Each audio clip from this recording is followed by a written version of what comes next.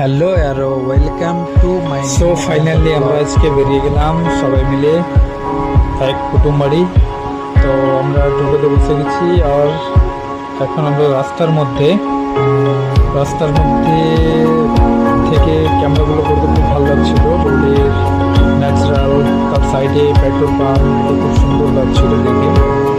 তারপর অনেক ট্রাভেল করতে করতে হঠাৎ করে বৃষ্টির ছেড়ে চলে আসতে লাগলো।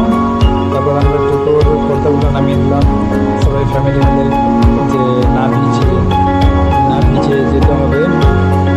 আর এখানে অনেক বৃষ্টি, একটু রাস্তায় গিয়ে অনেক বৃষ্টি, তো আমরা রাস্তা বন্ধ করিনি, আমাদের রাস্তা চালুই ছিল। সো আকাশগুলো খুব সুন্দর লাগছিল দেখে। তারপর আমরা দেখতে দেখতে পৌঁছে গেলাম পেট্রোল পাম্প না, সরি, আমরা বেরিয়ে গেলাম টোল